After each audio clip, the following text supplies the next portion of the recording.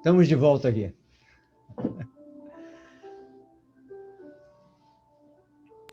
Bom dia. Miriam, estamos aí de novo. E aí, professor? Estamos aí de volta. Eu ia até comentar, gozado que eu ia comentar uma coisa que até já falei com a Daniela uma vez lá em Ilhéus, né? É que cada ocupação ou profissão dessas, né? Ela às vezes entra um pouco na seara da outra, né? E isso às vezes dá uma certa briga, dá uma certa ciumeira, né? Isso acontece muito com a psicologia, a psicanálise e a psiquiatria, né? Mas acontece também com todas as outras terapias, né? E uma das coisas bastante interessantes de nós fazermos é a gente fazer o curso de todas. Ou seja, você não entra, você está sempre na sua. Não tem problema, né? Você já está... Deixa eu tirar o som aqui, que eu esqueci o som ligado. Cadê o som que eu não acho, meu Deus? Desde quando eu me perco nesse negócio. Ah, achei ele aqui. Desde quando eu me perco nessas coisas aqui. Bom, mas então, aí a gente fazer tudo, porque realmente, né, para que a gente possa realmente ter sucesso, né, com o entendimento da criança, o acompanhamento dela e ver resultados, lógico, o ideal é fazer isso que eu estou insistindo com as clínicas que a gente acompanha. As clínicas serem multiprofissionais, né? E o paciente ser da clínica, porque aí a gente vai passando o paciente por todos, fazendo reuniões de estudo de caso, né? Aí você, de repente, está conversando sobre o caso que você está atendendo, aí o outro colega que é de outra ocupação diz, não, mas isso aí eu resolvo, porque essa parte é do processador de tipo central, isso eu sei, não sei o quê. E com isso a gente tem na clínica um resultado perfeito, o mais perfeito possível, com muito menos erro, né? Muito menos erro. Agora, é difícil fazer isso, eu estou tentando, né? Vamos ver se a gente consegue. Essa primeira lá do Rio Grande do Sul, janeiro eu devo estar lá, a gente já deve estar fazendo nós já estamos fazendo, né? Juntando bastante profissionais de diversas áreas, né? Mas a gente tem que ter isso aqui na Bahia, tem que ter em Ilhéus, tem que ter em Ceaba, tem que ter em todo lugar, esse tipo de clínica que pode ser formada justamente pelos alunos formados pela Realiza, por exemplo, né? Porque a Realiza está com os cursos de formação de praticamente, não sei se está faltando alguma área, não sei se está faltando alguma área no entendimento da criança. Eu acho que todos a Realiza tem, todos. E já tem bastante gente formada e que a gente pode fazer isso, pegar todos aqueles que querem, né? Porque muita gente faz o curso só para ter o diploma, né? Isso a gente sabe. Tem gente que faz o curso para ter um ponto a mais. Mas, lógico, esse pessoal está tendo conhecimento, pelo menos, né? Agora, aqueles que fazem para levar adiante o trabalho, seria interessante a gente pensar numa reunião dessa, né? E quanto mais a especialização a gente fizer, mais a gente vai poder entender realmente da criança, né? Porque é cada coisa... Alguém falou que já se matriculou no curso que esse a Realiza não faz nem pode fazer, que é o de screener, lá no Hospital de Olhos de Belo Horizonte, né? Eu procurei, viu, professor, para poder fazer, mas como já tinha começado a turma, né, que começou agora em dezembro, não, começou agora em novembro, eu liguei e eles me informaram que só vai abrir agora em maio a próxima turma, que eu pedi para fevereiro, né, janeiro. Tá. Eles só vão abrir em maio. Pois é, Aí em maio eu vou ser uma possível aluna de lá. Agora é interessante, viu, Daniela, pensar muito nisso. Entrar em contato com o Hospital de Olhos de Belo Horizonte e ver se a gente pode formar profissionais para formar pela Realiza também os screeners, né? Porque a gente formaria profissionais, digamos, didatas com eles. E ao formar profissionais didatas com eles, pode vir formar pela Realiza os screeners, porque é um conhecimento muito importante também. E não foi um curso tão caro, não, diante de outros que eu já fiz, viu, professor? Eu procurei saber tudo de R$ 1.700. É porque ele não é um curso também de coisas, de ocupações oficiais, né? De É ocupações... mais técnico, né? É técnico, é um curso técnico, especialização rápida, né? Mas é fundamental, porque é para psicopedagogo, neuropsicopedagogo, psicólogo. A seleção é curricular, professor, eu olhei. Ah, é, né? Então, pode ser, a gente pode pensar nisso.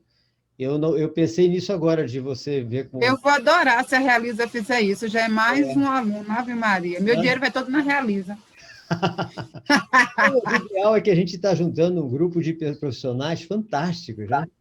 Então, isso é bacana. Olha só, a Daniela e o acompanhante. Olha o gato. O acompanhante dela ali. Mas é interessante a gente tentar fazer isso, né? Vamos ver se a gente consegue. Porque o screener é uma coisa boa também. Eu estou tentando ver se o pessoal da clínica que eu estou orientando lá no Rio Grande do Sul, se eles mandam alguém para fazer esse curso. Porque lá nós não temos ainda o curso de pós-graduação presencial lá, né? Quer dizer, se bem que eu estou dando aula para 2 faculdades lá. Mas aí são faculdades, eles estão fazendo curso de pós-graduação mesmo, né? Quando o senhor comentou sobre esse curso, eu procurei para ver se tinha locais assim, para ser mais barato, ser mais perto.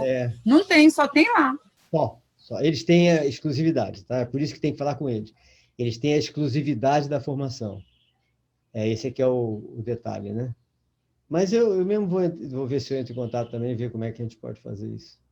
Para trazer... É mesmo, professor, é uma boa, sabia? Que aí a gente faz, mas já não tem mais aqueles outros custos, né? Para ir. Vai ter que ir lá. Vai ter que ficar. Até porque agora está tendo online também, né? Tem uns encontros, mas a maior parte dele vai ser online. Pelo fato de ser mais técnico, né? Mais informação mesmo. Aí online, a outra parte é a apresentação do trabalho, né? E as aulas online para algumas avaliações. Ou as aulas físicas. Exatamente. Mas é uma boa, né? Esse, por exemplo, de psicomotricidade, né? Ele já entra por áreas que ficou faltando em diversas profissões, porque é interessante, que junta tudo, como a gente vai ver, né? Junta todo o movimento da pessoa com tudo aquilo que está ligado ao movimento do ser humano. Então, é uma coisa fantástica a psicomotricidade, né?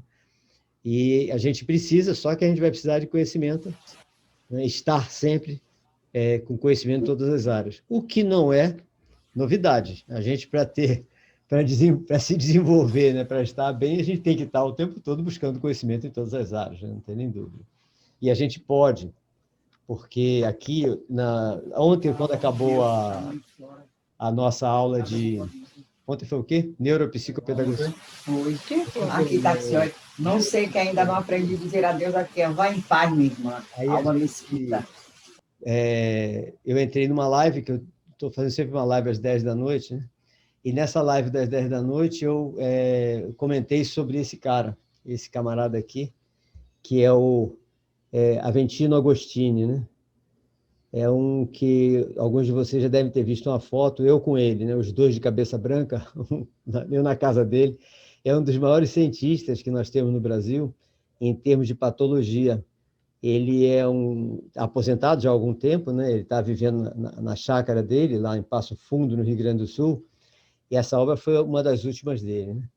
Ele estuda o ser humano em todos os detalhes, que para o psicomotricista é algo fantástico, porque ele estuda patologicamente cada detalhe na sua formação.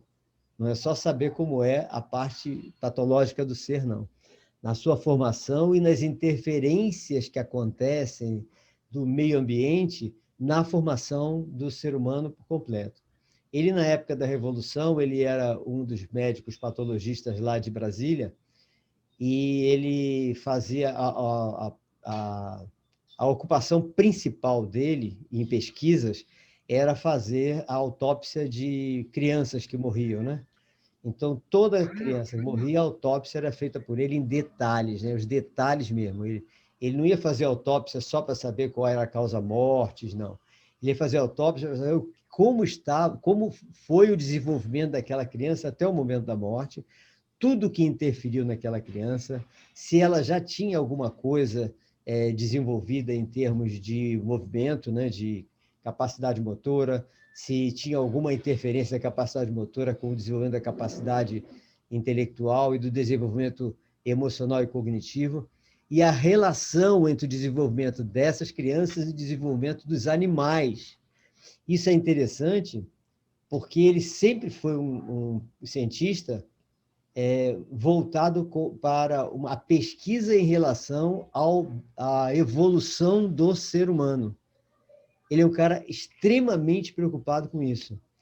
E, no nosso caso, na área da psicomotricidade, a evolução do ser humano em relação à evolução dos outros animais é realmente algo que tem tudo a ver com o nosso estudo, porque nós temos que ver onde está a diferença.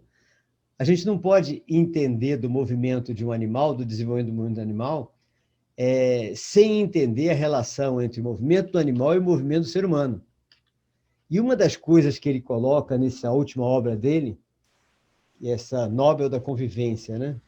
Ele só para lembrar, para quem já me acompanha há algum tempo nas lives e tudo, ele é o cara que desenvolveu a ideia do cérebro triuno, que é o estudo dos 3 cérebros em um. Ele é já foi defender essa tese lá no Japão, em outros países, em diversos países. O cérebro triuno. E a vontade dele de me conhecer, que ele que me chamou lá para o Rio Grande do Sul para termos diversas conversas lá, tivemos diversos debates que foram até... vai sair num documentário que eles estão fazendo lá, né? E era justamente por causa do meu desenvolvimento dos 3 cérebros, né? Que todos que me acompanham sabem que eu falo sempre dos 3 cérebros, né? O cérebro cardíaco, o cérebro craniano, né? O cérebro entérico e o cérebro cardíaco, né? O cérebro entérico já está sendo aceito pela Faculdade de Medicina como o segundo cérebro. O cérebro cardíaco, não, ninguém nem pensa nisso ainda, né? Quer dizer, ninguém nem pensa, um monte de cientista pensa, apenas na área médica, não. E aí, a ideia dele era saber a minha ideia sobre os 3 cérebros e juntar com a ideia dele do cérebro triuno. E nós fizemos um trabalho espetacular, que vai sair nesse documentário, né? E vai sair também, lógico, no documentário. Não sei se sai alguma coisa antes, mas vai sair nesse meu outro livro, que é o Construção da Inteligência, né? Então, na Construção da Inteligência, sai a ligação entre o cérebro triuno, os 3 cérebros, e o desenvolvimento do ser humano. Ele aqui fala uma coisa interessantíssima em relação a isso que nos interessa como psicomotricista, no ser humano em relação ao animal. Tá? Ele diz o seguinte, ele não diz se ele acredita ou não em Deus, porque os cientistas gostam de ficar isso para eles, né? Ou seja, por isso que a gente diz que todo cientista é ateu, mas não é bem isso. É porque o cientista na ciência, ele tem que não acreditar, ele tem que procurar não acreditar em nada. Porque quando a gente, na pesquisa, acredita em alguma coisa, a gente saiu da pesquisa. Saiu. Porque a gente não está tentando ver nenhuma evidência, nós estamos apenas acreditando até que seja numa premissa, né? Então, a gente procura não acreditar. Então, nessa procurando não acreditar, a gente dá passos mais avançados em relação à própria ciência que nós estamos desenvolvendo, né? Então, a gente tem que tomar muito cuidado com isso. Lógico que nós estamos acompanhando uma criança, estamos sabendo que a criança, tudo que a gente podia fazer pela criança, a gente já fez. A criança não está desenvolvendo, aí a gente sai da área da pesquisa, entra na área das nossas crenças e vamos pedir a Deus para consertar a criança, não há dúvida. A gente não tem problema, isso a gente faz. Mas na hora da pesquisa, nós não podemos interromper o nosso raciocínio com crenças, né? E ele diz uma coisa interessante, né? Para concluir a hipótese, ele está falando várias coisas, para concluir a hipótese formulada, vou me valer do que segue. Se Deus existe, demonstrou sabedoria quando? Aí ele dá 3 coisas interessantes sobre os estudos dele em relação à existência ou não de Deus.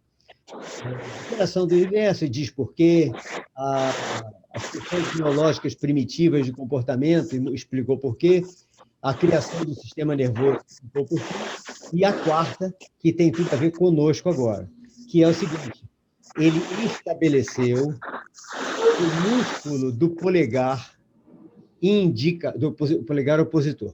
ele estabeleceu o músculo do polegar opositor e, nesse músculo, inseriu fibras nervosas de um nervo sob o comando da área motora do neocórtex cerebral, fato até hoje não explicado pela teoria da evolução. Verdade. Ou seja, até hoje, esse detalhezinho, pequeno detalhe, tá, do polegar opositor, é exatamente o que não tem nenhuma explicação. Nenhum pesquisador, nenhum cientista ligado à teoria evolucionista jamais conseguiu explicar, pelo menos até hoje, o porquê, como evoluiu, como algum ser pode ter evoluído para ter esse nervo comandado pelo neocórtex cerebral no polegar opositor. Tá? Então, é interessante que isso realmente é um fato. Eu tenho, depois que eu tive essa reunião com ele lá, né, que eu não tinha pensado nisso, eu nunca me preocupei com a teoria da evolução, na realidade. Tá? É uma preocupação que eu nunca tive de ir a detalhes na teoria da evolução, nem a teoria criacionista é fácil, é só você acreditar em Deus que a gente sabe a teoria da evolucionista, quer dizer, ter essas religiões, né? Mas eu nunca me preocupei. E depois que eu vi isso, aí eu levei isso para todas as academias de ciência que eu andei. Tá? A primeira foi de Nova York, né, que estavam todos lá, e a maioria é ateu mesmo, e evolucionista. Aí eles desconfiam que eu não seja, né? Eu não digo se sou, se não sou. Na realidade, não sou, todo mundo sabe que eu não sou. Né? Não sou ateu.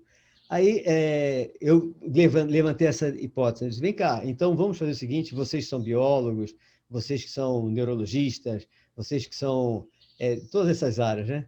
Me explica qual é a explicação que tem para esse nervo do polegar indicador, do polegar opositor, aparecer na evolução natural do ser, de algum ser que andou no ser humano. Ninguém conseguiu até agora. Isso eu levei isso há quantos anos? Foi 3 anos. Há 3 anos na Academia de Ciências de Nova York, né? E presencialmente foi sala de Nova York. Nas outras eu mandei por videoconferência, né? Mas é uma coisa interessante. E esse polegar opositor, ele é tão apaixonado por ele, e eu agora passei a ser também, que eu estava dando uma palestra na Faculdade de Medicina, nas Faculdades de Medicina lá em Passo Fundo, e a palestra, eu estava falando sobre como o cérebro aprende, né? Essa foi a palestra. Foi para todos os médicos, todos os estudantes de medicina, todo o pessoal de medicina de Passo Fundo, né? E aproveitei essa palestra para fazer homenagem a ele. Então, fui convidado do Ministério Público, que ele é um camarada de proeminência lá, né? O pessoal do governo, da prefeitura, etc. E, para minha surpresa, ele, embora bem acabado em termos de que ele está velhinho, tá? Quer dizer, eu também estou, né? Mas ele está mais velho que eu, ele tem 84, eu tenho 74. Então, mas ele estava mal de saúde. De repente, quando eu começo a fazer a palestra, eu vejo que ele estava chegando. Então, ele apareceu lá no grande auditório, né? E, logicamente, no final, convidei ele para o palco, né? Ele veio, falou sobre o que eu tinha falado, que era como o cérebro aprende, que é uma das pesquisas dele também, né? E aí ele fez um discurso sobre o polegar opositor. Achei interessantíssimo. Como a maioria dos médicos de Passo Fundo, a maioria dos estudantes de medicina que já estão nos últimos semestres foram alunos dele, né? E gostam muito dele, adoraram o discurso dele sobre o polegar opositor, que é uma coisa que todos eles pesquisam. Né? Interessante isso. É a grande diferença nossa. Né? Como é que a gente tem? Porque é justamente por causa do polegar opositor isso que permitiu o desenvolvimento do ser humano como ele está, na sua movimentação mais apurada, que é um processo que a gente estuda na psicomotricidade. Ou seja, a nossa movimentação mais apurada, né, mais precisa, ela só conseguiu existir a partir do polegar opositor. E eu estava olhando tudo de psicomotricidade, eu não vejo em momento nenhum tocar nesse assunto, que só nós temos. Tá? Não vi. Pode ser que tenha, né? Que eu também não li todos os livros de psicomotricidade, mas tudo que eu vi, eu não vi ainda, ou posso ter passado direto, sem perceber, né?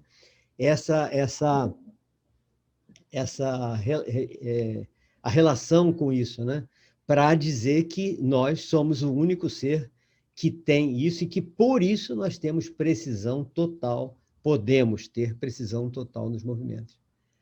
Aí a gente vê, realmente, então, baseado nesse estudo de Aventino, né, do Nobel da Convivência, nas pesquisas dele em relação ao ser humano, e nessa grande diferença entre nós e todos os outros seres, que essa é fundamental, nós temos que ter um desenvolvimento de atividades de recuperação das nossas crianças, né?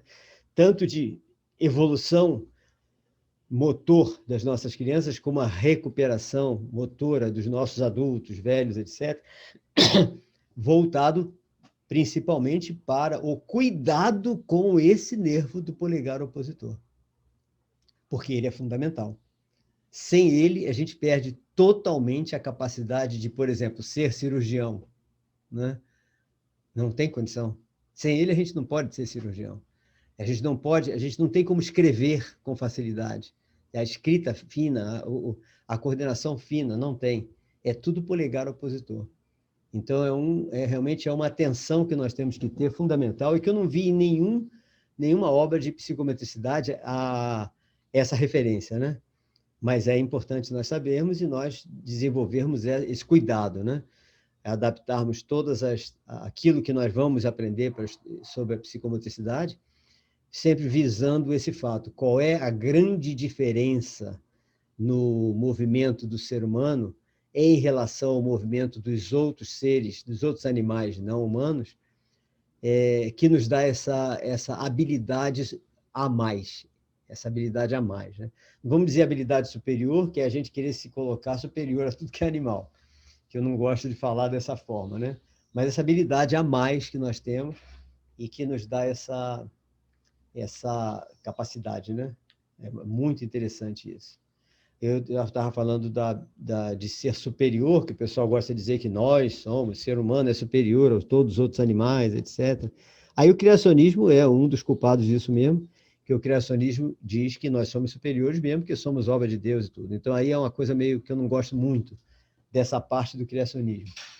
Mas, nós, ao fazermos a pesquisa nos outros animais, e vamos ver a baleia, por exemplo, né? Eu não pesquiso baleia, apenas eu acompanho pesquisa de baleia de colegas pesquisadores, principalmente lá da África do Sul.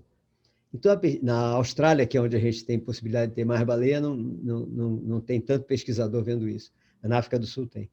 É interessante que, por enquanto, nos estudos neurocientíficos, a gente mede o nível de inteligência, a gente compara os níveis de inteligência entre os seres que nós conhecemos, né, entre os animais, pela complexidade das suas redes neurais, a complexidade cerebral, complexidade das suas redes neurais. E, ao estudar, por exemplo, o golfinho, que todo mundo diz, poxa, é um peixe, um animal super inteligente, né? O golfinho é um animal super inteligente, faz um monte de coisa, ele pode ser adestrado como um cachorro, é um animal inteligentíssimo. Mas a complexidade do cérebro do golfinho é muito inferior à complexidade do cérebro humano, muito inferior.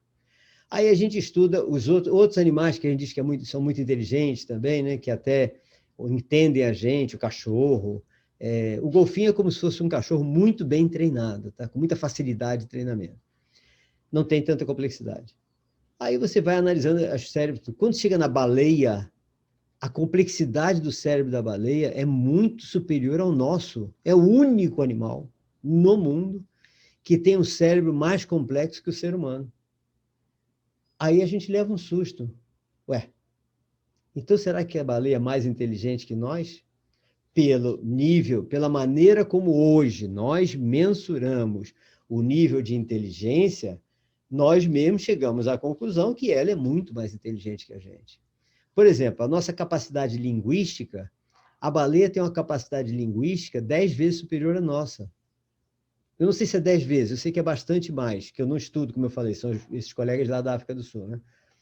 E quando a gente está junto, a gente bate esse papo, eles me mostram as evidências fantásticas que tem nesse estudo da complexidade do cérebro da baleia.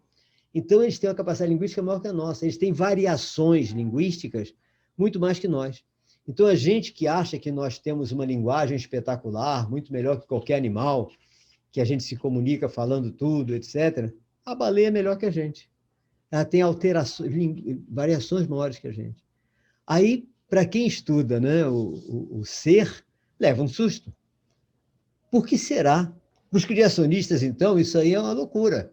Porque por que será que, digamos, Deus botou um animal mais inteligente que nós, só que ele não tem o polegar opositor, ele não tem membros, então ele não pode andar, ele não tem facilidade de movimento, ele não tem facilidade de mexer em nada, ele não pode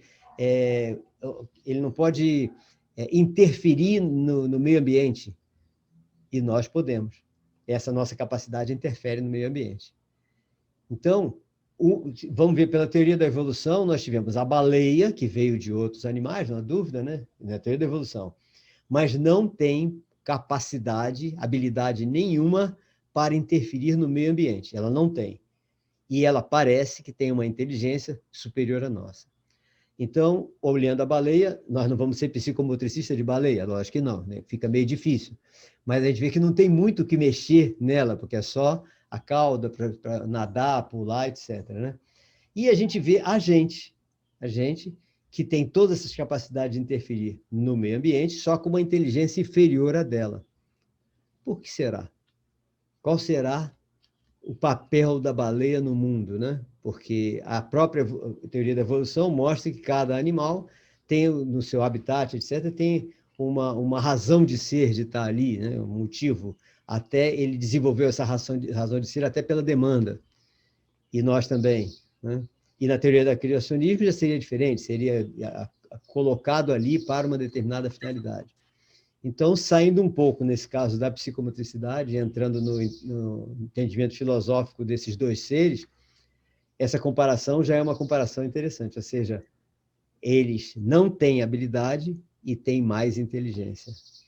Aí, os estudos deles são interessantes, por exemplo, eles estudam muito aquele suicídio coletivo. Vocês sabem, né? Volta e meia tem um suicídio coletivo de baleia. Então, a gente percebe isso. Em alguns lugares, elas vão se suicidar mesmo, todas se suicidam. E a gente vê que é suicídio coletivo, que quem pode, as instituições estão próximas, tentam levá-las de novo para o mar, para elas se salvarem, e elas voltam. Elas querem morrer. Elas querem se matar. Então, é algo muito estranho mesmo, isso, né? Aí a gente vê, aí os ecologistas falam que elas querem se matar porque elas nada podem fazer para interferir no meio ambiente. Nós podemos, mas nós somos burros, elas são inteligentes. Elas sabem que com a inteligência delas, elas jamais mexeriam no meio ambiente como nós mexemos.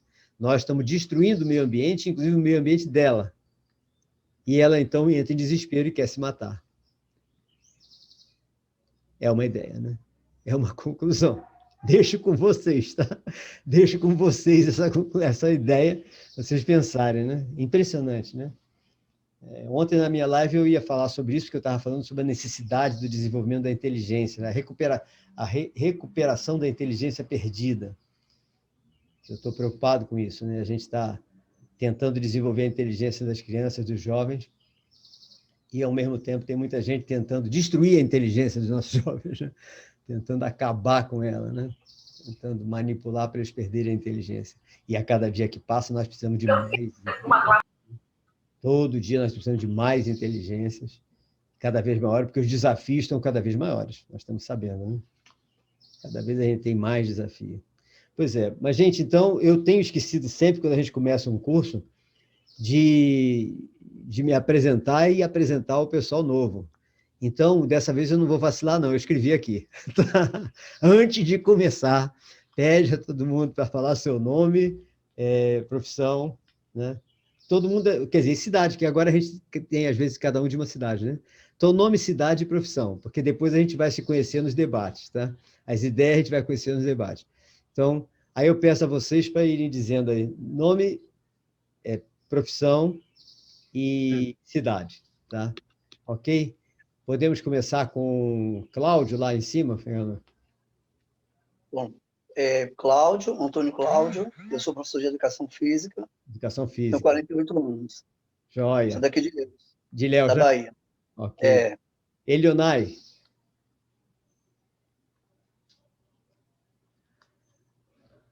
Não tá. O som tá Liga parado. seu áudio, Leonardo. Pronto, ligou. E continua sem. Seu microfone está ruim. Problema o dela, professor. Ah, tá. Elionai, escreve então que a gente fica sabendo. Elionai, a gente já sabe, profissão, e se é de Ilhéus ou de outra cidade.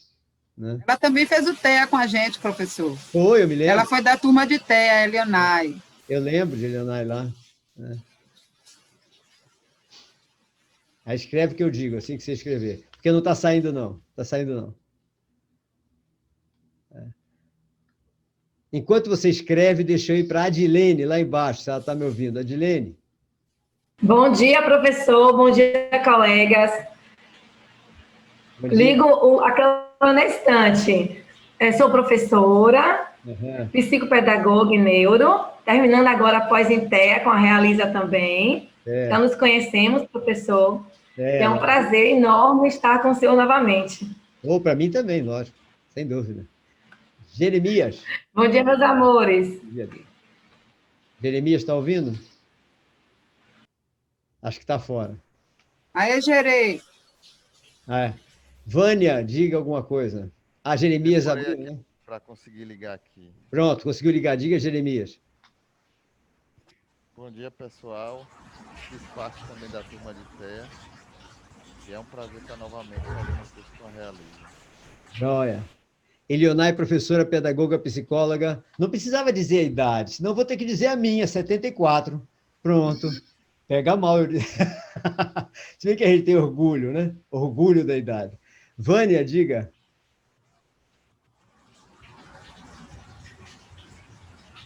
Também está sem som. Liga o áudio, Vânia. A Realiza tem que fazer um curso de tecnologia de informática, viu? Tá melhor agora, professor? Estou ouvindo. Perfeito, perfeito. Bom dia, eu sou Vânia Peixoto, sou professora de Educação Física também. E é um prazer estar com vocês. É a primeira vez que eu estou fazendo o curso, né?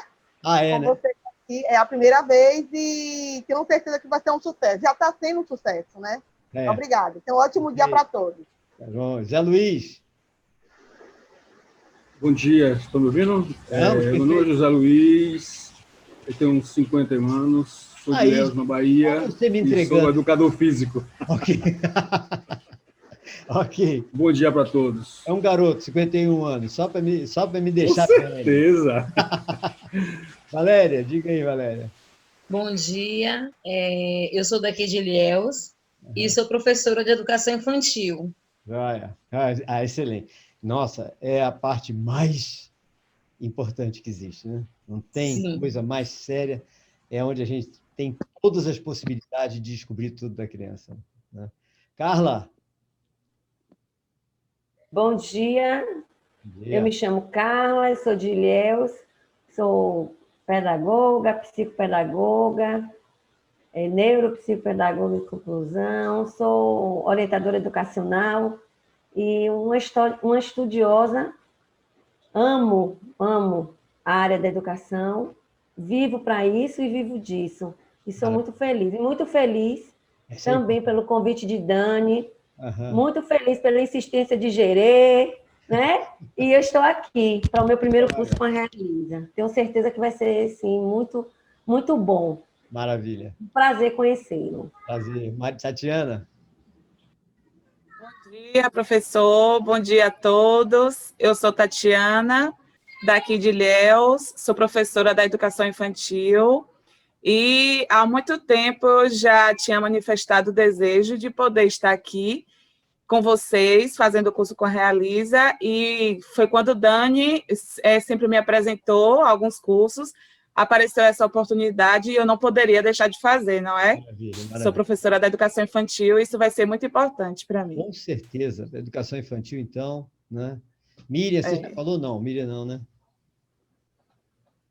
Acho que não. Bom dia, gente. Eu sou Miriam. Eu sou professora de Fundamental 1. Eu fiz pedagogia, psicopedagogia, terminei agora a TEA e estou aqui com vocês nessa jornada aqui, para a gente trocar um bocado de coisa, muita figurinha. Olha, já. Valéria já falou? Passei Valéria, não, né? Acho que Valéria... Não. Valéria já. Ah, já, exato. Ok, tinha esquecido. Aqui retirou o vídeo, não me lembrava. Aí, das próximas vezes, é possível que a gente tenha que fazer o seguinte, a gente, na hora de se apresentar, dizer, eu ainda não sou isso. Aí dizer qual é o professor que você ainda não é. Porque a gente tem que fazer tudo isso mesmo, para poder conhecer. Olha, eu sou psicomotricista, neuropsicopedagogo, ainda não sou isso porque não tive tempo ainda. É só isso, tá? Porque isso é o ideal, né? Pois é, gente. Então, vamos nessa, né? Vamos nessa. Oh, esqueci de Daniela. Ela tem que falar também, Daniela. Tá aí? Tem que dizer, diga, Daniela. Bom dia, sou Daniela, estou como coordenadora da Realiza. E o que eu tenho a dizer a vocês que estão fazendo pela primeira vez, que não vai ser a primeira vez, porque a gente vicia nos cursos da Realiza. Ah, não tem nem dúvida. Isso não tem. Até não sou da Realiza, quer dizer, não sou, sou professor, né? Mas não fiz nenhum curso pela Realiza, porque também não teve como. Eu sou professor dos cursos quase todos, né? Bom, e eu sou Roberto Anderson, sou cientista da Academia de Ciências de Nova York e pesquisador, e, na realidade, eu sou estudioso apenas. Eu estudo o tempo todo tudo, tá? O máximo possível, né? Então, nessa área da ciência, eu entrei na década de 70. Até a década de 70, eu era também já cientista, pesquisador, mas na área bélica, até a década de 70, né? Mas sempre me empolguei com a neurociência e com a educação. Sempre tive uma preocupação muito grande com as dificuldades de aprendizagem, sejam elas quais forem, né? Me preocupava com meus colegas que não aprendiam direito, tudo. Mas entrei na área bélica, porque eu era um apaixonado pela Marinha, então eu entrei na Marinha e fui estudar todos os mísseis que são utilizados na Marinha de Guerra. Aí fui para a Austrália, onde fiz cursos maravilhosos sobre... Aí entrei na área espacial também lá, né? Lá eu entrei na área espacial, porque lá tem fábricas e desenvolvendo pedaços, partes de coisas para os módulos espaciais e para os foguetes espaciais, ligados à NASA, né? Aí eu entrei na área bélica espacial também. A gente trabalhou muito tempo naquele cinturão espacial, não sei se vocês ouviram falar. É um cinturão que existe, que já está implantado, né? Ele não é muito divulgado, porque para não apavorar ninguém. É um cinturão bélico preparado contra ataques de fora do nosso planeta ou do nosso sistema solar, né? Então, é um cinturão que tem que ter uma evolução muito grande, o maior possível, porque quem vem de fora, naturalmente, estará bem mais evoluído que nós. Então, a gente tem que estar com essa tecnologia sempre muito bem desenvolvida, né? É uma coisa maravilhosa. E trabalhei também no elevador espacial, que não está pronto até hoje, não foi desenvolvido até hoje. É uma maneira de nós levarmos os astronautas para a estação orbital. Tá? A ideia é um elevador espacial que leve as pessoas para a estação orbital e tragam, né? E foi uma ideia gozada, foi uma ideia que apareceu pelo desenho de um dos filhos um dos nossos filhos, não foi meu. Um dos filhos de desses pesquisadores fez um desenho de uma estação espacial que não existia na época. Nessa época não existia estação espacial. Mas ele fez o desenho de uma estação orbital, o garoto. E aí o pai perguntou, e o que é isso? É uma estação que fica rodando em volta do nosso planeta. Fica o cientista todo lá dentro. Aí o pai, sim, e o que é isso que você botou aí, esse cano? Ah, esse cano, ele não existe, é um cano eletromagnético. O garoto, 10 anos, é um cano eletromagnético. Para quê? Esse é um elevador espacial. Como? Ué, como é que a gente vai levar o cara lá para cima? Não tem avião que chegue lá? Porque na época não tinha nem sido desenvolvido o Sputnik, os foguetes, né? Não tem avião, então a gente tem que levar nesse elevador, é o elevador espacial. Aí o pai pegou aquilo, em vez de dizer que a criança estava delirando, etc., pegou aquilo e levou para nós. E nós começamos a estudar isso. Esse grupo está hoje numa subsidiária da NASA, não saiu o elevador espacial ainda, que vai ser uma maravilha o dia que puder sair, né? Mas saíram várias coisas desse grupo que ajudaram bastante, principalmente esse foguete que acabou de sair do sistema solar, né? Acabou de sair, essa nave que acabou de sair do sistema solar, foi um dos que várias partes foram desenvolvidas por esse grupo, né? Então, é isso, ou seja, são áreas de inteligência que nós precisamos desenvolver o máximo possível. Nós precisamos de todo tipo de inteligência. Por isso a minha preocupação, e por isso que na minha live de ontem eu estava falando sobre isso, né? Porque nós não sabemos qual é o desafio que vem pela frente. Então, como nós não sabemos, nós temos que fazer aquilo que nós temos condições de fazer, que é o quê? Desenvolver cada vez mais todos os tipos de inteligência.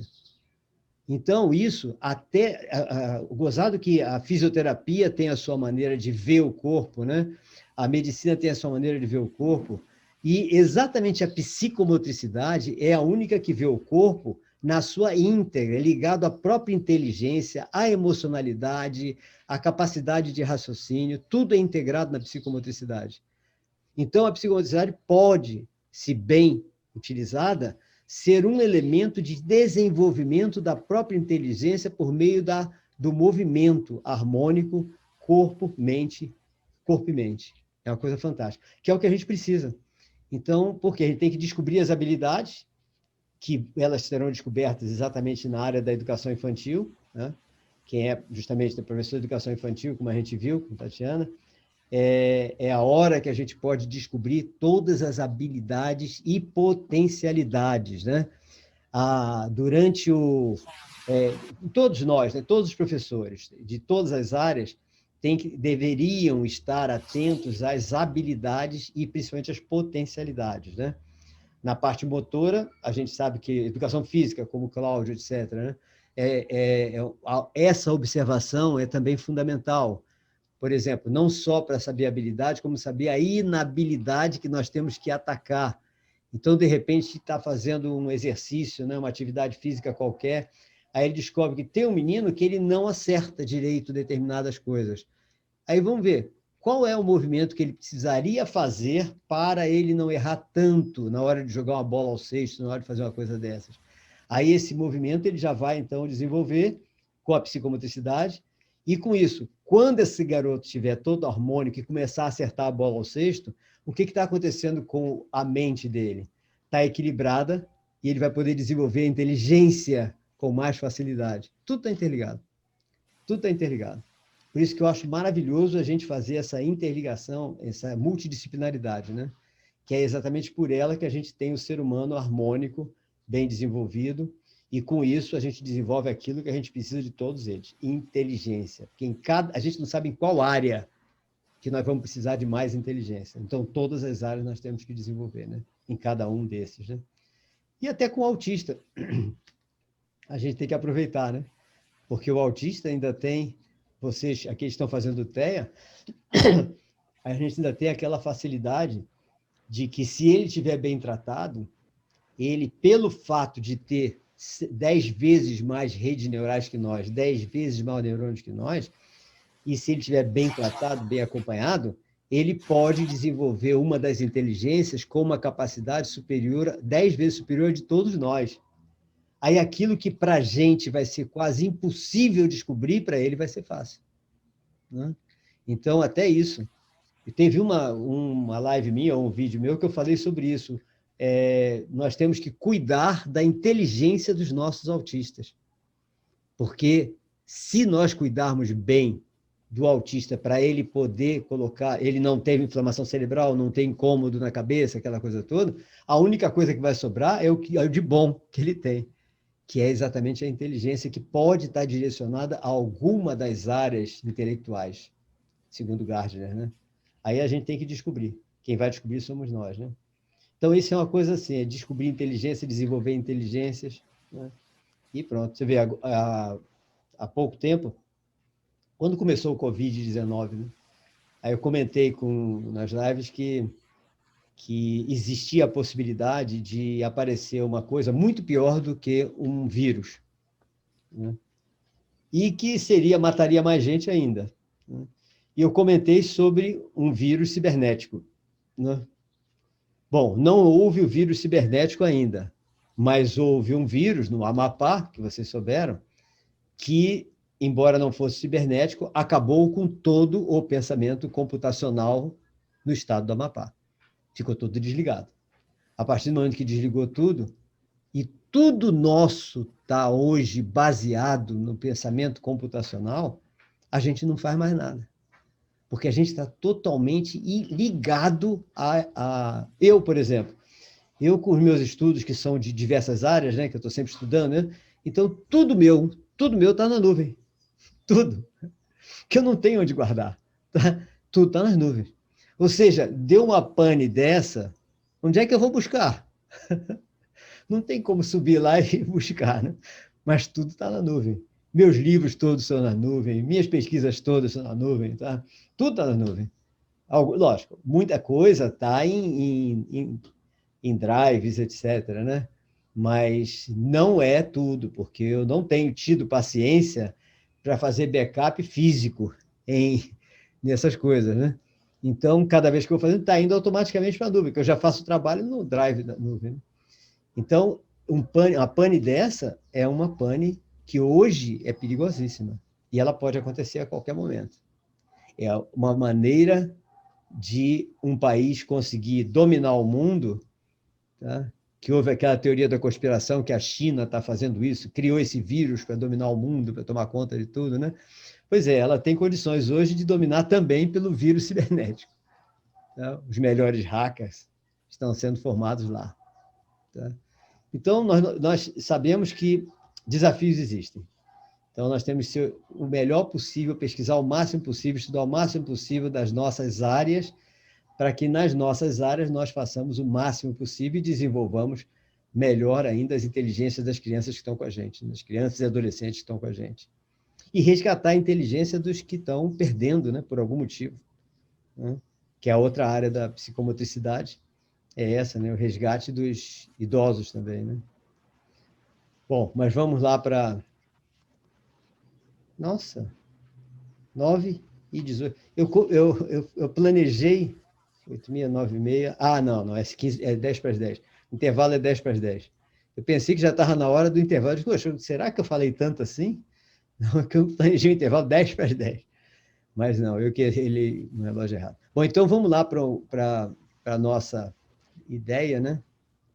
A gente dá uma passeada aqui pela psicomotricidade e ver os conceitos, iniciar pelos conceitos. Essa matéria, ela é apenas os fundamentos, ou seja, para a gente falar as coisas que a gente tem que estar atento, tem que estudar, etc., em relação à psicomotricidade, para ter um bom curso e ter um bom desenvolvimento, né? O que a gente vai precisar estar atento, né? Então, na realidade, os conceitos mais importantes que a gente tem que ter é saber que a gente vai estudar o quê? Tudo nos interessa, desde o momento. Essa primeira figura eu não entendi muito bem, que eu peguei do livro de psicomotricidade, eu não sei o que é isso, esse primeiro aqui, porque está me parecendo um macaco e não uma criança. Não sei o que é. Mas aqui parece uma criança, aqui a criança evoluindo, aqui andando, aqui ficando mais velho, né? É como se fosse o nascimento até a criança até o idoso, né? Então, se for da criança até o idoso, que está nesse livro de psicomotricidade, né, que está nas nossas referências, inclusive, ele é exatamente a nossa preocupação. A nossa preocupação é o quê? Com o ser humano, do momento que nasce até o idoso, tá? Para que o movimento dele, ou seja, a gente vai estudar o movimento dele seja harmonizado com a mente, com tudo relacionado à mente. Então, a psicomotricidade, ela, na realidade, embora fale movimento a gente pensa em fisioterapia, educação física, etc., mas não é isso só. É o processo fisioterápico, o processo físico de educação, de atividades físicas, etc., mas ligado a todo o resto. Por quê? Porque o próprio movimento, ele só é perfeito quando você tem uma harmonia completa de todos os, aí eu digo, todos os 3 cérebros. Eu não deveria dizer, porque todos os 2 cérebros. O terceiro eu só vou poder falar a partir do ano que vem, né? Quando eu tiver mostrado isso em artigos, etc. Então, é a relação do corpo, das células, das redes motoras, das redes neurais motoras, com as redes neurais intelectuais, né? E com a área emocional, que é super importante, do nosso cérebro, craniano, né? O cérebro encefálico ou o cérebro craniano. Agora, lembrando que o hemisfério direito do nosso cérebro para o destro, né, que é o hemisfério direito no destro, é o hemisfério emocional. O hemisfério emocional do destro, ele é considerado o hemisfério emocional, o hemisfério direito, em alguns estudos, como o de Aventino Agostini, que eu falei para vocês, ele não considera assim, essa separação hemisfério direito e esquerdo, ele considera em 3 etapas, como se fosse inconsciente, consciente, inconsciente, pré-consciente e consciente. É mais ou menos nessas 3 etapas freudianas que Aventino coloca o emocional e o lógico no cérebro humano. E se tiver alguma possibilidade, se tiver tempo, a gente vai dar uma analisada nisso no decorrer desses 2 dias, né? Então, esse lado, vamos considerar o hemisfério direito como sendo o hemisfério emocional. Esse hemisfério direito, então, ele sofre uma influência direta do cérebro entérico, que é o cérebro do intestino. Por quê? É o cérebro do intestino quem gera os neurotransmissores mais importantes para trazer o equilíbrio emocional. Então, o cérebro, o hemisfério emocional, tem que estar relacionado diretamente com o cérebro entérico do intestino. E existe essa relação, né? Então, a emoção nossa, que é parte ativa, parte importante na psicomotricidade, ela está ligada tanto ao hemisfério direito emocional, no cérebro encefálico, tá? Como ao cérebro entérico, no intestino. O nosso cérebro entérico é um cérebro com 500 milhões de neurônios. Não é pouco neurônio, não. São 500 milhões de neurônios que fazem um papel espetacular em relação à análise da alimentação e da digestão. Então, o trabalho do cérebro entérico é em conjunto com toda a microbiota intestinal. E isso é fundamental para nós, na psicomotricidade, porque ele faz todos os cálculos, todo o raciocínio entérico, que é o raciocínio que tem como objetivo principal o quê? Extrair dos alimentos todos os nutrientes necessários ao desenvolvimento global do ser humano. Global, porque é dali que vem a gente vem dali, né? A gente é o que a gente come, né? A gente é exatamente o que a gente come. E aí, nesse estudo, que a psicomotricidade precisa estar atenta, né? O psicomotricista tem que estar atento, a nutrição também passa a ser uma parte importante para a nossa observação. Nós não vamos nos meter na parte nutricionista, lógico que não. Para isso, a gente vai estar em contato permanente, conversas permanentes com as nossas nutricionistas, como Carol, lá de Vitória da Conquista, que é uma das que eu mais admiro, né? Anne Caroline Brito, e que está estudando exatamente esse processo da microbiota intestinal. Então, e para aqueles que não sabem, quem estava no curso anterior sabe que Carol está fazendo doutorado em nutrição, e o doutorado dela está exatamente sobre a microbiota intestinal. Esse trabalho da microbiota intestinal no organismo da pessoa, de que forma essa microbiota pode interferir na permeabilidade das paredes do intestino, que é exatamente o problema do autismo, do TDAH, do TDO, etc. Que é o quê? A disbiose intestinal. Então, esse é o estudo do doutorado dela. Ela está se doutorando, né, pela UFBA de Vitória da Conquista, E o trabalho dela é exatamente a comprovação disso. O que pode ser feito para a própria microbiota intestinal ser trabalhada no sentido de ela, sozinha, poder interferir positivamente no conserto, digamos assim, da permeabilidade intestinal do autista, mas também tem TDAH, tem também TOD, TDO, tudo. E, com isso, ajudar o cérebro entérico nesse processo de extração dos alimentos de todos os nutrientes necessários ao equilíbrio psíquico orgânico do ser. É o que o psicomotricista mais quer, é o equilíbrio psíquico orgânico do ser, que é o que permite que todo o movimento seja o mais perfeito possível. E uma coisa interfere na outra. Até a gente, como professor de educação física, faz, né? Mostrando postura, etc., para a pessoa aprender a postura, como andar corretamente, como correr corretamente, como pular corretamente, como segurar um peso, como levantar isso, etc., como levantar um peso. Toda essa parte da parte de educação física, né, ela também interfere no cérebro entérico. Ou seja, o próprio cérebro entérico, o desenvolvimento das suas redes neurais, desses 500 milhões de neurônios, para poder fazer frente a essa transformação do alimento em algo que vai dar o equilíbrio psíquico-orgânico, ele também, para se desenvolver, ou seja, uma coisa interfere na outra. Ele precisa, ele desenvolve muito melhor se a pessoa estiver,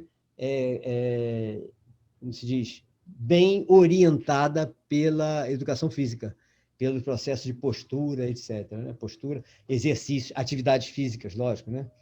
A regularidade das atividades físicas, tudo isso interfere no cérebro entérico. Aí o cérebro entérico, então, interfere de volta. Ele permite de volta que você tenha ânimo, disposição, boa vontade para fazer tudo isso que, se você fizer antes, vai fazer ele se desenvolver bem. Então, é uma coisa, a gente não sabe quem nasceu primeiro, mas todos são, um interfere no outro, né? É exatamente assim. Ou seja, esse desenvolvimento desse cérebro, né? Ele que foi muito mal ainda está muito mal estudado, o cérebro entérico, tá? Ainda muito mal estudado, ainda tem muito médico, inclusive, que não acredita nem na disbiose intestinal. É uma coisa que tem muita comprovação científica já, mas não está nos livros de medicina, né?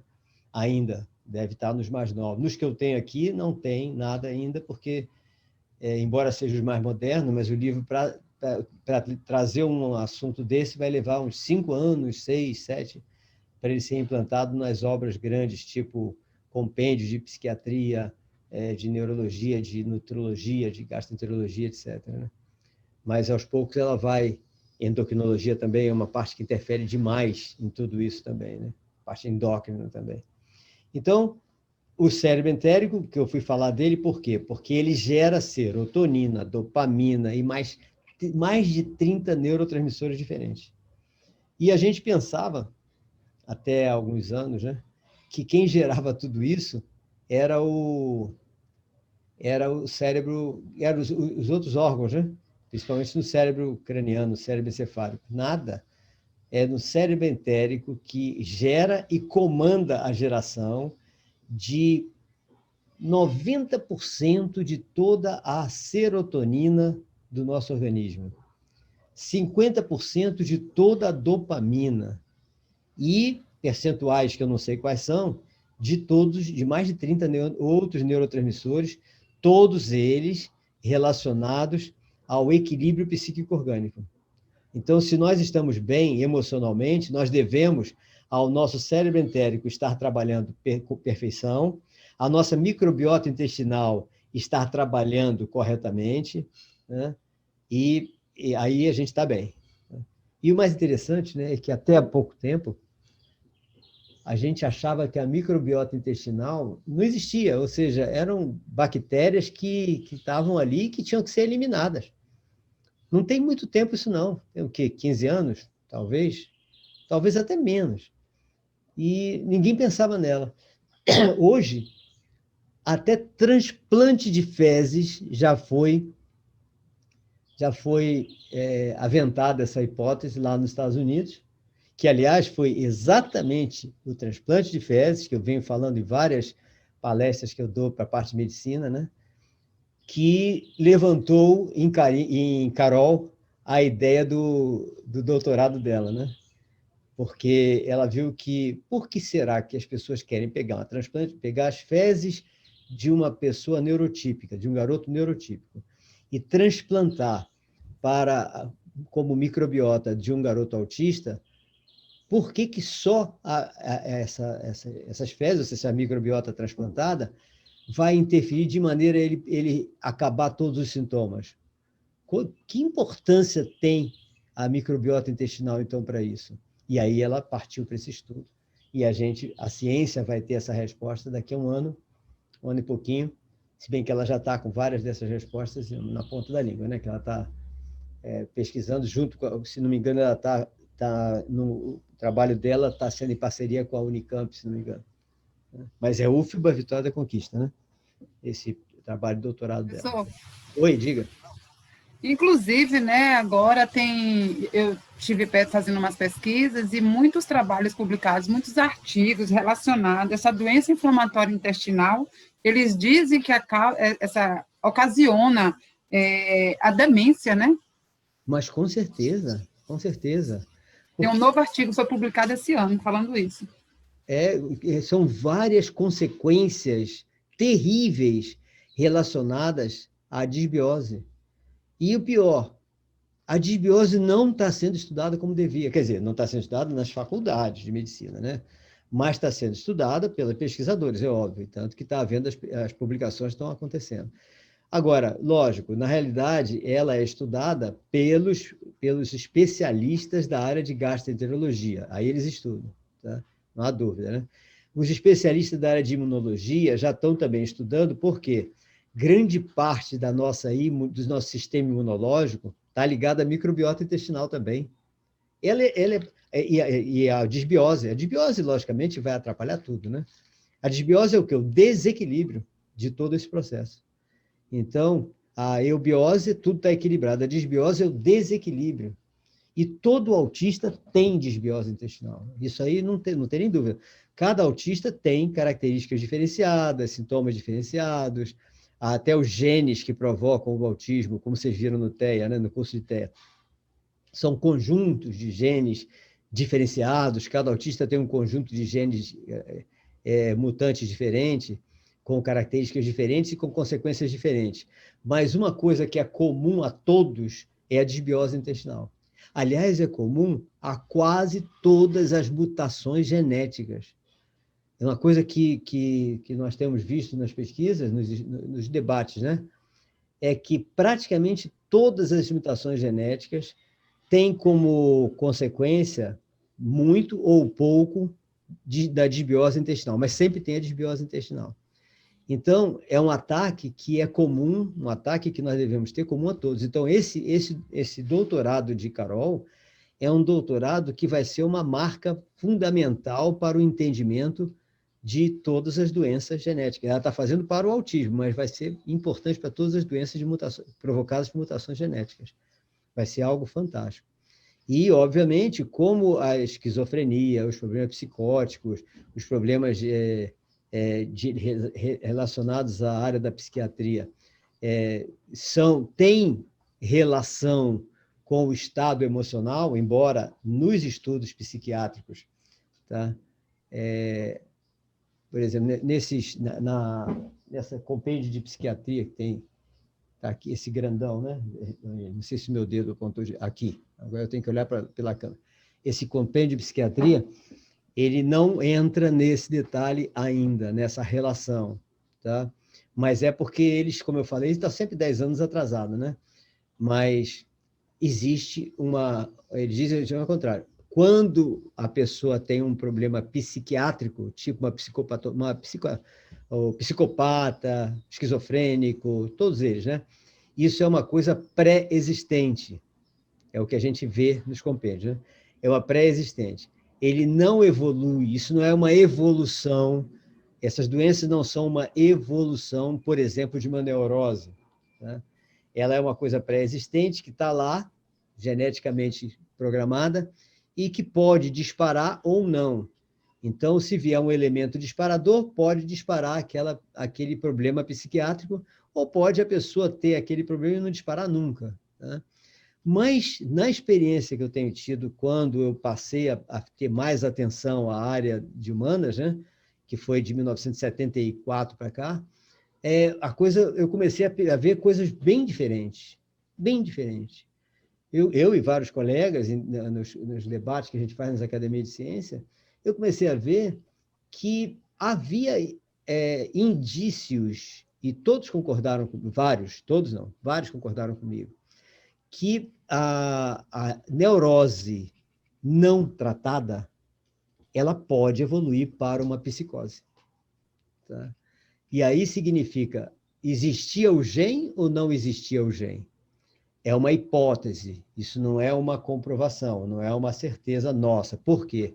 Porque só agora que a gente vai começar a poder fazer o exame genético, o mapeamento genético. Então, agora, isso que eu estou falando, e que a gente discutiu muito nas academias, desde a década de 80, né? 70 foi quando eu entrei, mas desde a década de 80 para cá, que a gente discutia sem a possibilidade de ter a comprovação de um exame, um mapeamento genético antes e depois. Hoje, embora esteja muito caro, numa academia de ciências, você pode fazer isso. Você pegar por amostragem, né? Fazer exame genético de uma amostragem da população, ficar acompanhando aquela amostragem da população e, 20 anos depois, fazer de novo um novo exame genético e verificar se houve uma alteração no gene para que ela desenvolvesse uma psicopatia. E se essa alteração existia anteriormente. Aí a gente pode dizer que aquela alteração foi provocada por alguma coisa do tipo uma neurose não tratada. Aí a gente pode dizer isso. Mas a gente não pode dizer ainda, a gente não tem como. Por isso que eu digo, a nossa ciência está muito aquém do que a gente precisa, né?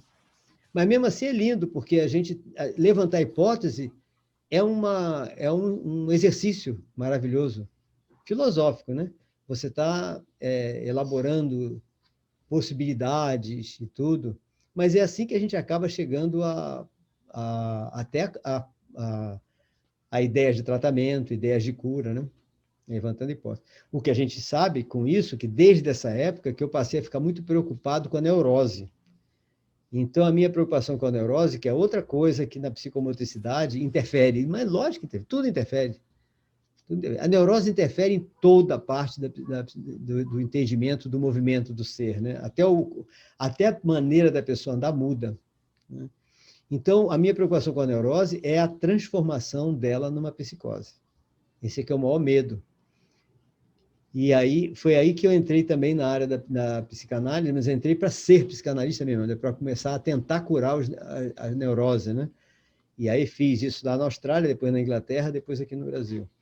Mas é uma coisa que eu tenho convicção de que, se nós não prestarmos atenção aos processos que levam ao comportamento neurótico, nós poderemos estar contribuindo para o desenvolvimento de uma psiquiatria. E agora, como Miriam falou, nesse trabalho comprovado, já cientificamente publicado, né? Eu não li esse não, viu, Miriam? Esse trabalho eu não vi, não. Até se você puder mandar a dica para mim, para eu dar uma... tá? Quem está pesquisando, que eu gosto muito de entrar em contato com eles, né? Para saber como está o andamento da pesquisa, né? E saber de que academia é até, né? E com isso, a gente fica com a evidência de que tem mais um detalhe aí. Tem um detalhe da neurose e tem um detalhe da disbiose intestinal. Tá? Então, que é uma coisa lógica, né? A gente vendo o ser humano, vendo que é exatamente pelo processo eubiótico que a gente está bem, o processo disbiótico faz a gente estar mal. E estar mal significa não só corpo e mente. Mente e psique. Psique, lá vem uma doença psiquiátrica aí, né? Então, realmente, tem tudo a ver. Tem tudo a ver.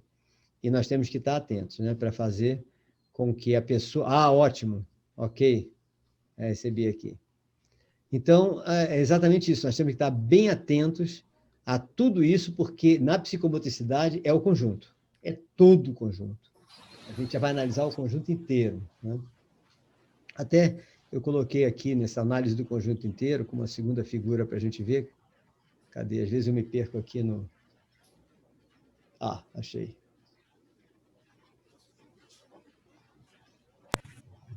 Que é aqui uma coisa super importante para nós também, né? Que é o equilíbrio, a parte do equilíbrio, né? Equilíbrio, o nome diz, né? A gente fala de equilíbrio, pensa logo em equilíbrio motor, né? Mas é o equilíbrio motor que realmente ele interfere em todo o equilíbrio emocional, né? Então, o equilíbrio motor interfere no psíquico orgânico, em todo o corpo, né? E é uma das grandes preocupações da psicomotricidade, é o equilíbrio total por causa da coordenação global, né? O trabalho, o objetivo máximo da psicomotricidade é o processo de coordenação global, tá? Total, completa.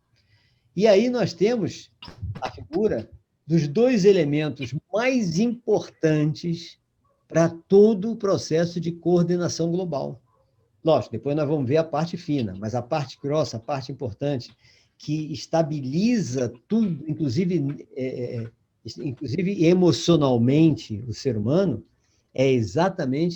são exatamente essas duas partes daí. O que a gente tem aí? Do lado esquerdo, nós temos a figura do cerebelo. Opa, a figura do cerebelo, está aqui, né? Do lado direito, deixa eu tirar esse troço daqui. Do lado direito, nós temos o labirinto, aqui. Então, aqui tem o ouvido, né? O ouvido, aqui martelo, bigorna, estribo e tal. Aqui está a cóclea, que é aquele caracol, né? Que o som entra por aqui, por um dos canais aferentes. Então, o som entra num canal cheio de líquido, né? E vai até lá no fundo, chega aqui no fundo, aí ele dá a volta e volta para um canal deferente, quem estudou biologia lembra disso, e sai. E esse passeio da onda sonora por todos esses dois canais é que faz a gente ouvir, né? Porque em todo o processo desse canal tem um monte de capacitores sonoros, que é o quê? São células capacitivas, e cada célula que está nesse caminho, ela é sintonizada para uma faixa de frequência só. Cada uma para uma faixa de frequência, dentro das frequências sonoras que a gente ouve, né? Que a gente chama de ultrassom, acima do som que a gente ouve, e infrassom, abaixo do som que a gente ouve. Então, entre o ultrassom e o infrassom, estão todas as células, estão as frequências das células que estão aqui na cóclea. Acima do ultrassom e abaixo do infrassom, nós não temos células capazes de captar, tá? Alguns animais têm, né? Por exemplo, o cachorro tem células que alcançam acima do ultrassom. Tanto que tem aquele apitozinho que a gente compra, né? Um apito de ultrassom, que a gente apita e não ouve nada. Não ouve nada porque a gente não tem célula para captar isso. Mas o cachorro ouve, né? Então é isso. Bom, então aqui está tudo cheio de um líquido. Todos esses canais são interligados com os canais também daqui do labirinto, aqui em cima, né? Nos canais do labirinto, você tem líquido até a metade, digamos assim, e também tem um monte de célula espalhada nos canais para captar aonde o líquido está. Aí você vê que tem célula para cima, célula para o lado, célula não, alça. Alça para cima, alça para o lado, alça para baixo. Para quê? Porque aí qualquer movimento nas 3 dimensões do nosso corpo, quer dizer, qualquer movimento do nosso corpo, em qualquer das 3 dimensões, faz com que o movimento seja detectado por essas alças. Então, o movimento seja detectado dessa forma, né? Porque o líquido sobe para um lado, desce para o outro, as células captam e dizem, esse cara se movimentou um pouco para a esquerda, um pouco para a direita. Ontem, até no curso de neuropsicopedagogia, nós tratamos desse assunto, né? Então, aí a célula capta, detecta e manda a informação da posição nossa para cá para o labirinto, ou para cá para o cerebelo, tá? Então, do labirinto vem para o cerebelo. No cerebelo, ele tem, as redes neurais estão programadas para fazer todos esses cálculos. Então, são algoritmos super complexos que foram todos programados durante a evolução da criança. Então, no momento que a criança foi fecundada, né, no momento da fecundação, a partir, se não me engano, eu acho que aqui o cerebelo começa ainda no 2º mês depois da gestação. Aí o cerebelo, ao se desenvolver, ele começa a desenvolver as redes neurais, e a partir do momento que a criança nasceu, lá pelos 6 meses, 7 meses, por aí, quando ela começa a querer se movimentar e tudo, ele já começa, sob demanda, a desenvolver melhor todas as programações dos algoritmos que vão fazer os cálculos complexos, super complexos, para manter o nosso equilíbrio na coordenação global. Então, todo o nosso equilíbrio está ligado ao labirinto e está ligado ao cerebelo, né? Aí, logicamente, o cerebelo, ele, quando faz o cálculo, ele, então, segura a gente para a gente não cair. Como? Você vê que ele está ligado ao cérebro, mas é como se ele fosse uma coisa à parte, né, do cérebro. Para quê? Para ele, embora ele tenha uma inter-relação com todo o córtex cerebral, ele tem uma independência. A independência é para que ele não atrapalhe, ele não pode atrapalhar o trabalho do córtex cerebral, que é onde a gente vai desenvolver toda a nossa inteligência, né?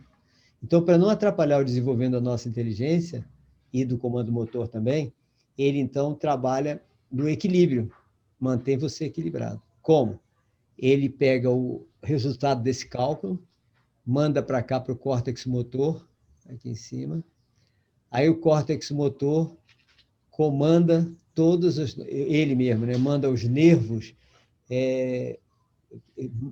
comandarem braço, perna, corpo, de maneira a gente ficar equilibrado. Esse comando é inconsciente, a gente não percebe. Então, a gente não precisa se preocupar em se equilibrar. Você está em pé, tá? Você não precisa se preocupar em como é que força você vai fazer no pé esquerdo, no pé direito, para ficar em pé. Você sempre está em pé. Está em pé e você tem certeza que, se você não fizer nada, você vai continuar em pé. Você não vai cair. Tá? Mas tem alguém fazendo. É porque você não está fazendo nada conscientemente. Oi, diga. Por isso que no TDAH, crianças que têm o TDAH em alto grau, né, eles se acidentam muito, né, essa parte desses estímulos todos, às vezes é como se eles não conseguissem dar conta. No TDAH tem mais um troço aí, além disso, tá? Que é o córtex pré-motor, ou motor suplementar, que é por aqui. Eu não sei se é por aqui, é mais ou menos por aqui, tá? Que é o quê? O TDAH, lembra que uma das coisas que ocorre no TDAH é a falha no desenvolvimento do córtex pré-motor, que é o que contém a gente, né? Por isso que ele não se contém, ele fica inquieto, não consegue ficar quieto hora nenhuma, não presta atenção em nada, tudo. E essa área do córtex pré-frontal, essa área ela só desenvolve sob demanda. Então, quem desenvolve isso é a educação, a imposição de limites. Então, não havendo imposição de limites, vai ser criado um TDAH igualzinho ao TDAH genético. Porque tem o TDAH que foi criado porque os genes desse menino não deixaram desenvolver corretamente a área pré-motora. Tá? Nada adquirido, né? Então, mas aí o cara, ele está com o gene perfeito, mas não teve imposição de limite, ele vai ter o mesmo defeito do cara que tem o defeito genético, tá? O mesmo defeito. Então, você precisa saber, nós, né, na psicomotricidade, qual é a hiperatividade do cara. O cara é hiperativo porque falta de educação, está faltando surra, ou ele é hiperativo porque o gene está com defeito, tá? Porque a gente não vai dar surra porque é proibido, lógico, né? Mas a gente já sabe que o problema é falta de educação. Então, a gente tem que atacar um outro lado. Aí a gente tem que ter o quê? Muito rigor disciplinar, por exemplo, na educação física, que é o único meio que a gente pode, é um meio ótimo de você fazer rigor disciplinar, é no processo de educação física. Aí esses caras deveriam ter aulas triplicadas, quadriplicadas de educação física na quadra e tudo, com rigor disciplinar. vai melhorar maravilhosamente os sintomas de TDAH dele. Aliás, o outro também, porque mesmo que ele seja genético, tá? Eu já vou responder aquela sua pergunta, tá? Eu não cheguei a... Mesmo que ele seja genético, quando você faz rigor disciplinar, você está estimulando o desenvolvimento de uma área que não foi desenvolvida por causa do defeito genético. Então, você não precisa nem saber se o cara é mal educado ou genético. O que interessa é desenvolver essa área. Então, a gente, como educação física, pode fazer esse desenvolvimento tremendo e a gente vai ter como resultado. Isso está sendo feito na Inglaterra, na Noruega, essa parte. Tanto que lá nem se dá Ritalina para o TDAH. A quantidade de Ritalina vendida no mundo é toda nos Estados Unidos e no Brasil. Tá? A maioria dos países, quem mais consome Ritalina é Estados Unidos, em segundo lugar o Brasil. Agora, nos países de primeiro mundo, esse primeiro mundo mesmo, né? Que é Islândia, Finlândia, Noruega, o que eu falei? Noruega, Finlândia, Dinamarca, etc. Aí é a educação física, com imposição de limite. Tá? Bom, mas aí vamos ver. Então, ele não desenvolveu isso, por algum motivo, ou genético ou comportamental. Tá? Então, ele não desenvolveu também esse córtex que eu falei aqui, o pré-motor, que é o quê? O que planeja a ação. Então, você tem o córtex motor que comanda a musculatura para você pular, correr, né? Tudo. E você tem o córtex pré-motor, ou o motor complementar, para planejar o pulo, a corrida, etc. Então, por isso, como ele não desenvolveu bem o TDAH, por esses outros motivos, ele pula, ele corre, mas ele não planeja corretamente, ele não tem capacidade de planejamento, por isso que ele cai muito. Entendeu? Então, a atividade que a gente vai fazer para desenvolver no TDAH a redução da inquietação, que é justamente disciplina, né? Exercícios disciplinares, exercícios praticamente militares, etc., de educação física, aquelas coisas de artes marciais, por exemplo, é fantástico para isso, fantástico, né? Arte marcial bem... Tem professores de arte marcial que o aluno entra TDAH e sai, nem sabe o que é TDAH mais. Por quê? A disciplina é tanta que acaba o TDAH sem Ritalina, sem metilfenidato, sem nada disso. Tá? Então, é muito importante a gente, sabendo disso, saber como é que a gente vai tentar reduzir os sintomas da criança e do adolescente, evitando a interferência química. Porque enquanto nós na psicomotricidade, você percebe que qualquer interferência química vai destruir o seu trabalho, porque você está olhando a pessoa como global, como um todo, e tudo químico que tem que estar no organismo é o gerado pelo próprio organismo.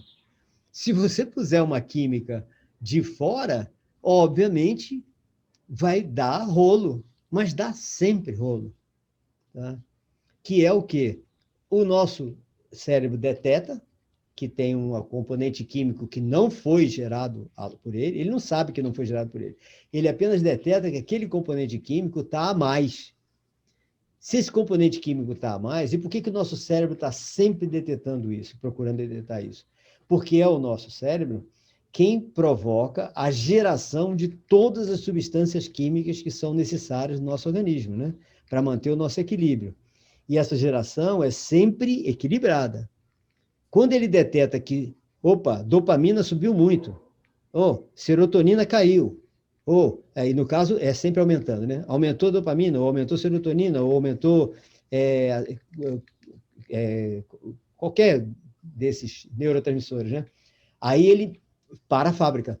Ele imediatamente, vamos parar essa fábrica aí. Aí ele para de produzir. Ele provoca que todos os corpos celulares e os corpos neurais, eles parem aquela fabricação.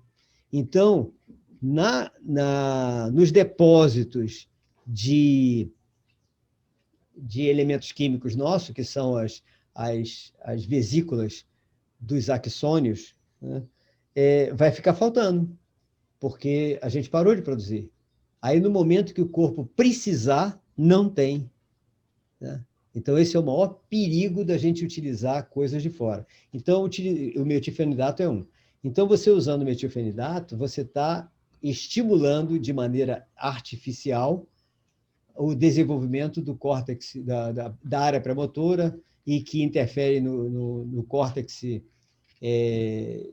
motor suplementar, etc. E, com isso, atrapalha todo o desenvolvimento. Com isso, você está estimulando artificialmente, e na hora que você parar de dar aquele remédio, tá, o organismo não vai ter as substâncias equivalentes ao metilfenidato suficiente para manter esse equilíbrio.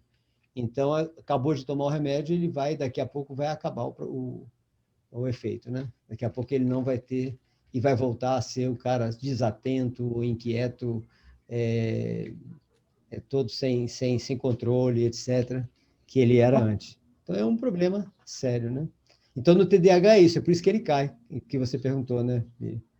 Ele cai à toa porque ele não tem esse controle, ele não tem o planejamento, né, do pulo que ele vai dar. A coisa é mais ou menos por aí, né? Então, aqui a gente está vendo o equilíbrio, né? Outra coisa importante para a gente lembrar do equilíbrio, que eu falei ontem no outro curso, né? Que é importante todo mundo saber, lógico, o neuropsicopedagogo também, o psicomotricista mais ainda, é que a gente tem que estar sempre atento nas inflamações respiratórias das crianças. Então, toda vez que a gente está atendendo a criança, está acompanhando a criança, e você percebe que ela está sempre resfriada, sempre com dor de garganta, sempre com uma coisa dessa, vamos conversar bastante com a mãe e indicar o profissional adequado para que ela faça algo que aumente, que melhore o sistema imunológico dessa criança, porque se deixar uma criança manter frequentemente inflamações de garganta, etc., toda a inflamação, tudo aqui dentro é interligado, garganta, nariz e ouvido. Então, as bactérias da inflamação da garganta acabam se comunicando com os líquidos daqui da cóclea, aí vai dar a otite, né? E com os líquidos do labirinto, vai dar o labirintite. Aí pronto, nós estamos mexendo em todo o processo de equilíbrio da criança, né? Nós estamos atrapalhando todo o processo de equilíbrio da criança. Então, o ideal é a gente orientar, né, as mães para aumentar o sistema imunológico do filho e, com isso, a gente poder evitar problemas futuros de equilíbrio, todo tipo de problema, né? Que às vezes nem dá otite no ouvido, mas está com bactérias. Às vezes nem dá labirintite no labirinto, mas está com bactérias. E às vezes essas bactérias fazem o mau funcionamento das células do labirinto. Então você não tem labirintite, mas você tem uma falha na coordenação motora grossa, né? Você tem uma falha no equilíbrio maior na coordenação global, né? Provocado por uma coisa que pode, em alguns casos, ser compensado, que é o aumento da imunidade. O sistema imunológico é uma coisa que a gente tem que estar muito atento, né? Agora, então, não tem nem dúvida, com essa história do Covid-19 aí, a gente tem que estar permanentemente atento ao nosso sistema imunológico, principalmente das crianças, né? Para que elas não venham a adquirir. Não. Nós temos muita preocupação com isso no nosso colégio, por exemplo, né? Então, frequentemente, todo ano vinha acontecendo em março, fevereiro, março, a virose, né? Chega um momento aqui em Salvador que a virose ataca, aí é um tal de criança em casa, não veio porque está com virose, não veio estar com virose. Ah, eu tenho que ir para casa, está com virose, está com virose. Todo mundo pegando virose o tempo todo. Aí nós fizemos um trabalho de educação, né, dos pais, treinamento parental, que é uma coisa super necessária, né? Além do treinamento parental, um trabalho intenso de preparação das crianças, dos adolescentes, né? Então, eu contratei um ex-aluno que ele foi fazer nutrição e educação física. E ele está um cara muito bom nessa parte de cuidados higiênicos, etc. Aí ele foi contratado só para ser mediador, mas ele está excelentemente nessa parte de cuidados de higiene. Então, ele deu aula para todos os alunos sobre os processos de higiene. Acabaram as viroses. Nunca mais teve virose em aluno nenhum do nosso colégio. São 115 alunos, nenhum teve virose nenhuma. Esse ano, então, quando começou o Covid-19, todos eles estavam tão treinados já na lavar a mão o tempo todo, cuidado com higiene, etc., que nenhuma virose foi apanhada, né? Então, isso é uma coisa que a gente tem que fazer, esse cuidado, né? Com vírus, etc. E é isso. Bom, vamos fazer, então, um intervalozinho de 15 minutos. 10h15, a gente recomeça, ok?